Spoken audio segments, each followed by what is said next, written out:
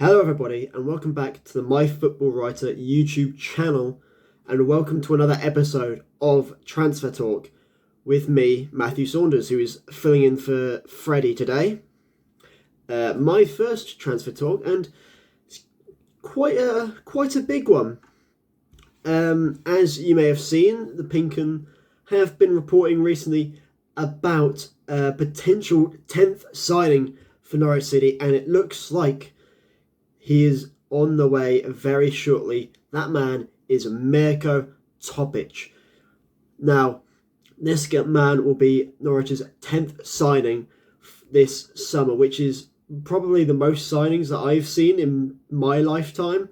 Maybe I just can't remember that well, but I can't remember definitely any recent windows where we signed nearly as many and spent this much, really. I mean, maybe that Prem season a few years back, but we didn't buy as many players in that season as we have this one. And Mirko Topic, as I said, coming in potentially as the 10th signing, although it does look like it is going to be completed. Mirko Topic is coming in sort of as a replacement, I suppose, for Pelle Mattsson, who Norwich were heavily linked with for a good bit of the summer, but Silkeborg, his club, seems unwilling to sell to us. He keeps being involved in their matchday squads and looks like he's staying there. So Topic is come in as sort of the replacement in a way, I suppose, or maybe the backup option, I think is better for me to say. But anyway, I've talked a little bit about Topic, I should say. Let's get into the finer details. And let's start with, who is Mirko Topic really? Well, he's 24 years old and Serbian, and he sort of completes the sort of group that I'm going to start calling the Balkan Boys, alongside Jakov Medic, who is Croatian, and Vladan Kovacevic, who is Serbian as well. So he's got that sort of links already definitely with Kovacevic, maybe with Medic as well. But, obviously different countries, same sort of region. So maybe there might be a bit of a link there, who knows. But we'll have to see, obviously, when the season starts, how that translates into football. Also, I'd just like to point out from my own research, he is 6'2", which I believe is the same as Jakov Medic. I think Medic might be a bit taller, maybe 6'3", but not by much. So, big, tall, Serbian. And as a defensive midfielder, as I'll go on to now, doesn't seem like too bad of an option. As I just said, he's a defensive midfielder. He's also right-footed, so he's going to most likely play alongside left-foot Kelly McLean. And it'd probably be either him or Jacob Wright playing. But again, it depends on what midfield Liam Manning's really wanting to play. We have so many midfielders who could do a job in that defensive midfielder role. Maybe it'll be a case where he switches us up match by match. So maybe one match it'll be Kenny and Jacob Wright. Maybe another will be Kenny and Topic. Maybe it'll be somewhere it'll be like Slimani and Topic. Who knows?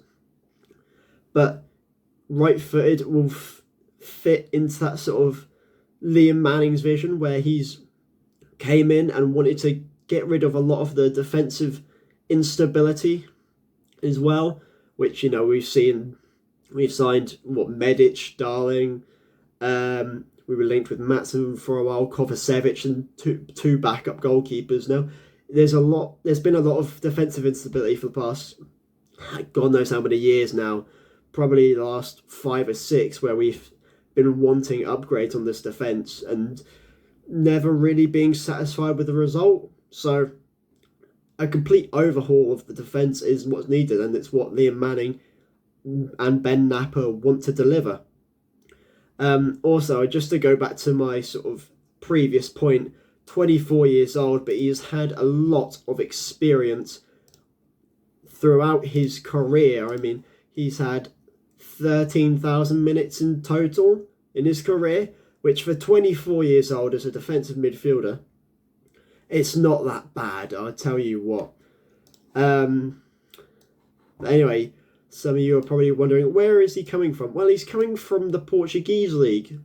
He started his career in Serbia with a team called Vojvodina.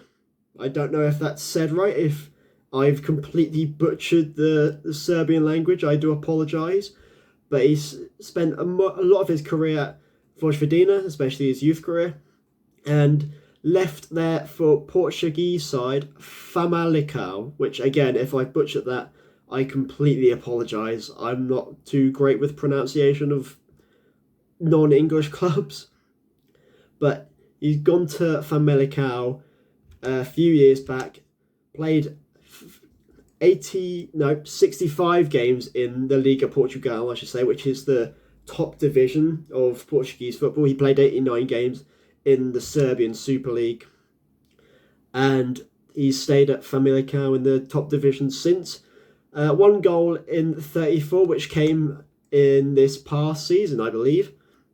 But throughout his career, he's scored 3 goals, which, again, isn't too much. But then again, he's a defensive midfielder, and so you're not looking at his attacking qualities, you're looking at his defensive qualities. And from what we've seen and what we can entrust with Napa and Manning, this should be a signing where he's very stable defensively. And looking at some of the results from Famalicao this past season, yes, they are a mid-table Portuguese league, and you can point out the differences between Portugal's league and the Championship, but it seems like it's going to be a good mix, shall we say.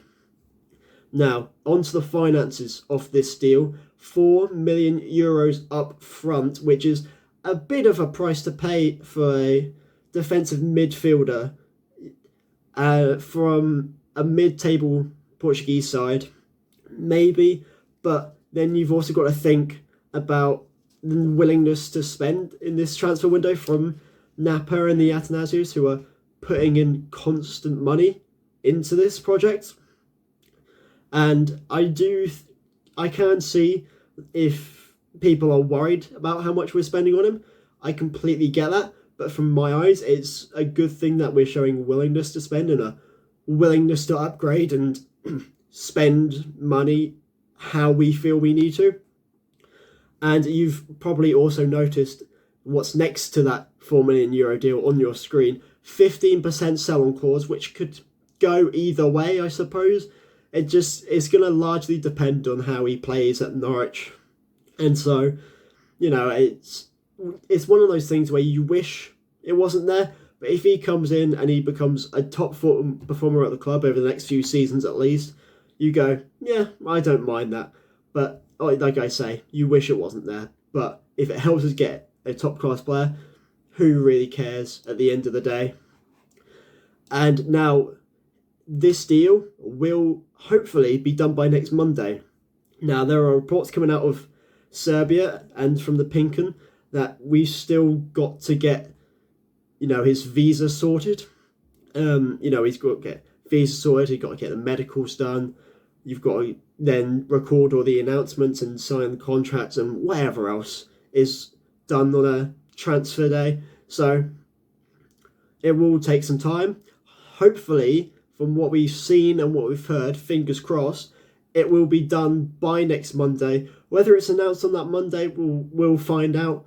But hopefully the deal will be done, the contract signed, everything done by next Monday, which gives them, I think, about a week before the championship season starts to get into it at training and show his worth at the club, which may be a bit sort of too narrow of a time period. Maybe he won't be with the squad on that first match day against Millwall at home. Maybe he'll miss out this sort of, maybe even this first month of fixtures because he's just getting up to speed with the differences between Portugal and England, as I was saying earlier. So that's always a possibility. Hopefully we're not waiting that long to see him.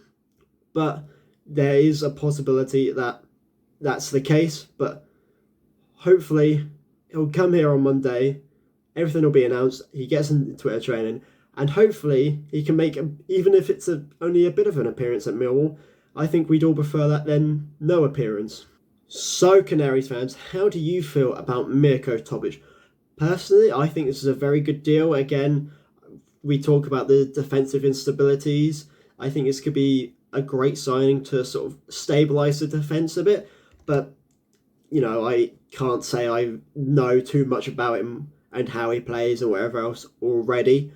And I don't think many of us can, to be perfectly honest. So it will be a game of sort of finding out whilst we watch him play. Anyway, how do you feel about it? Leave a comment if with whatever you feel about it. Maybe you really like this and think Topic will be a player that goes right to the very top of English football, or just football in general. Maybe you really don't like this. Maybe it's too expensive, too risky, or whatever. Leave your thoughts in the comments below, and also like the video if you have enjoyed, and subscribe if you haven't already. It helps us at MyFootballWriter grow and get more noticed, and helps us to deliver more great content to you. Anyway, thank you for watching this transfer talk with me, Matthew Saunders, and hopefully Mirko Topic will come in and be a top-class defensive midfielder in the Championship. Thank you very much for watching, and we'll see you in the next episode.